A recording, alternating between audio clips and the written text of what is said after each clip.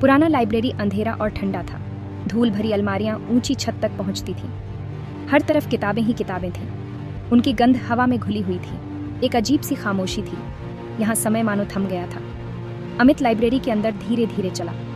वो एक नया कर्मचारी था। उसकी नज़र एक पुरानी अलमारी पर पड़ी। वह अलमारी बाकी अलमारियों से अलग थी। उस पर नक्काशी की हुई थी। अमित उसके पास गया और धीरे से उसे छुआ। अलमारी के अंदर धूल जमी हुई थी।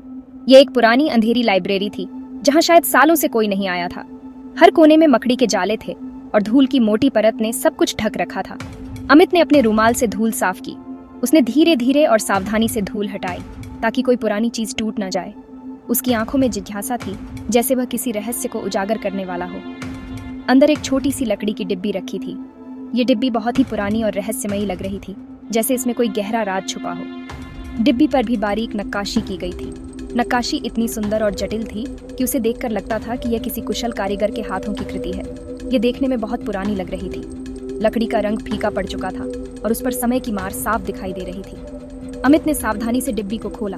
उसके हाथ कांप रहे थे, जैसे वह किसी अनजाने डर से घिरा हो। उसने धीरे धीरे ढक्कन उठाया और अंदर झांका।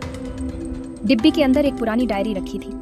ये डायरी बहुत ही पुरानी और रहस्यमयी लग रही थी, जैसे इसमें किसी की अनकही कहानी छुपी हो। उसका चमड़े का कवर फीका और घिसा हुआ था। ऐसा लग रहा था कि यह डायरी कई सालों से यहाँ पड़ी हुई है और समय ने इसे अपनी छाप दे दी है। कवर पर एक अजीब सा निशान था जो खून जैसा लग रहा था। यह निशान देखकर अमित के रोंगटे खड़े हो गए। उसे समझ नहीं आ रहा था कि यह निशान कैसे और क्यों बना। अमित ने डायरी को ध्यान से उठाया। उसके हाथों में एक अजीब सी ठंडक महसूस हो रही थी, जैसे वह किसी जीवित चीज को छू रहा हो। डायरी का स्पर्श ठंडा और अजीब था। ऐसा लग रहा था जैसे यह डायरी किसी रहस्यमयी शक्ति से भरी हुई है। उसे ऐसा लगा जैसे वह किसी मुर्दे चीज को छू रहा है। उसके मन में कई सवाल उठ रहे। ये डायरी किसकी थी? इसमें क्या लिखा होगा? और यह यहाँ कैसे आई? अमित ने डायरी को खोलने का फैसला किया, लेकिन उसके दिल की धड़कनें तेज हो गईं। क्या वह इस रहस्य को सुलझा पाएगा? अमित ने डायरी खोली। उसके पन्ने पीले और घिसे हुए थे। स्याही फीकी पड़ चुकी थी, लेकिन लिखावट अभी भी साफ दिखाई दे रही थी। पहला पन्ना खाली था। अमित ने अगला पन्ना पलटा। उसके हाथ कांप रहे थे। दूसरे पन्ने पर एक तारीख लिखी थी, 10 अगस्त 1888। उसके नीचे लिखा था, यह डायरी मेरे सबसे बुरे सपने से भी ज्यादा डरावने सच को छुपाए हुए है। यह वाक्य खून से लिखा हुआ लग रहा था। अमित ने डायरी को एक बार फिर से देखा। उसका दिल तेजी से धड़कने लगा। अमित ने आगे पढ़ना शुरू किया। डायरी में एक आदमी की कहानी लिखी हुई थी। उस आदमी का नाम रवि था। रवि ने इस पुराने हवेली में कई अजीबोगरीब घटनाओं का अनुभव किया था। उसे अजीब आवाजें सुनाई देती थीं। परछाइयां उसे परेशान करती थीं। मुझे लगता है कि कोई मुझे देख रहा है, रवि ने लिखा था। यह हवेली रहस्यों से भरी है। अमित ने एक ठंडी सांस ली। उसे ऐसा लग रहा था जैसे वह खुद रवि की जगह पर है और उसके आसपास वही अजीबोगरीब घटनाएं हो रही हैं। डायरी के पन्ने पलटने के साथ ही कहानी और भी डरावनी होती गई। हर पन्ने पर एक नई रहस्यमयी घटना का वर्णन था, जो पाठक को और भी गहराई में खींच लेती थी। जैसे जैसे पन्ने पलटते गए, एक पुरानी हवेली की कहानी सामने आई, जो भूतिया घटनाओं से भरी हुई थी। रवि ने हवेली में भूत देखने का दावा किया था।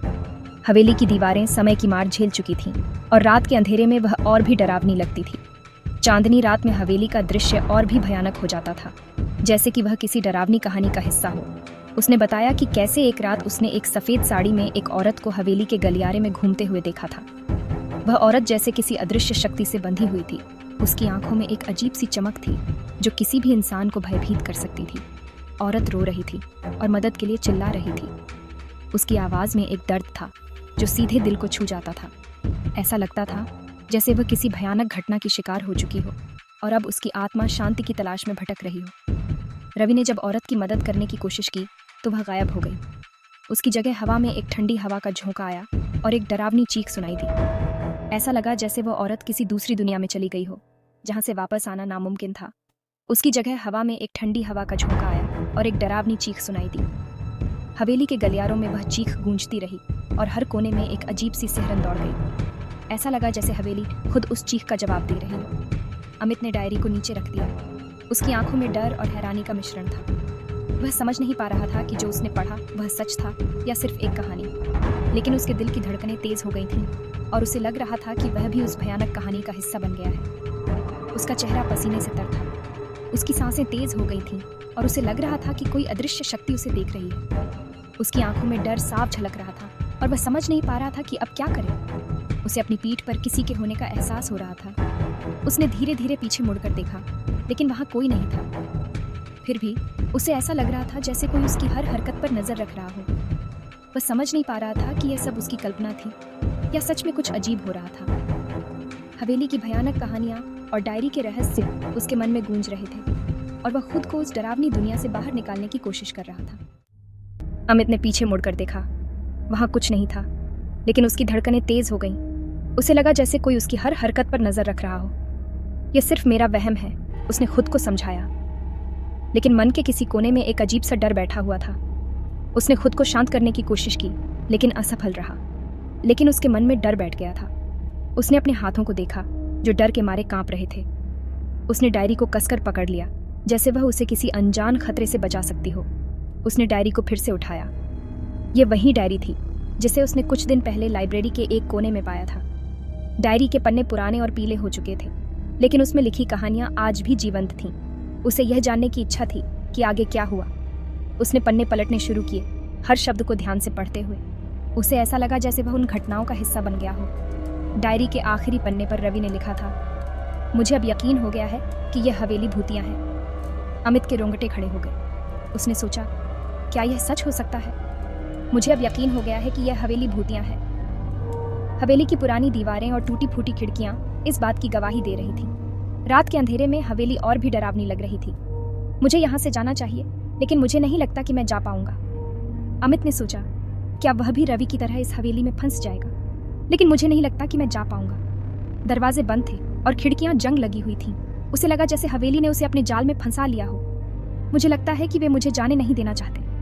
अमित ने महसूस किया कि वह अकेला नहीं है। उसे लगा जैसे कोई छाया उसके पीछे खड़ी है, उसे देख रही है। यह रवि की आखिरी प्रविष्टि थी। अमित ने डायरी को बंद कर दिया और सोचा, क्या वह भी इसी तरह की कहानी का हिस्सा बन जाएगा? उसके मन में कई सवाल थे, लेकिन जवाब कोई नहीं। अचानक लाइब्रेरी की लाइट चली गई। अमित अंधेरे में डर गया। उसने अपने मोबाइल फोन की लाइट जलाई। तभी उसकी नजर अपनी परछाई पर पड़ी। उसकी परछाई के पीछे एक और परछाई थी। यह लंबी और टेढ़ी मेढ़ी थी। अमित ने धीरे से पीछे मुड़कर देखा। उसके पीछे एक धुंधला सा धब्बा दिखाई दे रहा था। यह धब्बा धीरे धीरे आकार ले रहा था। अमित डर के मारे चिल्लाया और पीछे हट गया। उसकी नजर धब्बे पर टिकी हुई थी। धब्बे ने एक डरावने चेहरे का रूप ले लिया। यह एक औरत का चेहरा था। उसके बाल बिखरे हुए थे और आंखें गुस्से से लाल हो रही थीं। उसका चेहरा पीला था और उसके होठों पर खून लगा हुआ था। यह वही औरत थी जिसका जिक्र रवि ने अपनी डायरी में किया था। औरत ने अपना हाथ अमित की तरफ बढ़ाया।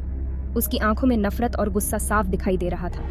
अमित समझ गया कि यह भूत उससे बदला लेना चाहता है। अचानक डायरी से एक तेज रोशनी निकली। अमित ने अपनी आंखें बंद कर लीं। जब उसने अपनी आंखें खोली तो देखा कि डायरी में आग लग चुकी थी। आग की लपटें तेजी से ऊपर उठ रही थीं और डायरी को जला रही थीं। अमित डर के मारे पीछे हट गया। औरत की डरावनी चीख सुनाई दी। आग और तेज हो गई। अमित ने देखा कि औरत की आकृति धुंधली पड़ रही है। आग बुझने पर अमित ने देखा कि डायरी जलकर राख हो चुकी थी। औरत गायब हो चुकी थी। अमित हैरान था। उसके मन में कई सवाल उठ रहे थे। क्या यह सब सच था या फिर उसका वहम? क्या रवि की कहानी सच थी? अमित उठा और लाइब्रेरी से बाहर चला गया। उसके पीछे लाइब्रेरी का दरवाजा अपने आप बंद हो गया। अमित ने पीछे मुड़कर देखा। उसके चेहरे पर डर और हैरानी के भाव थे। अमित ने उस रात के बाद से कभी भी उस लाइब्रेरी में जाने की हिम्मत नहीं की। लेकिन रवि की डायरी और उस भूतिया औरत की यादें हमेशा उसके साथ रहीं।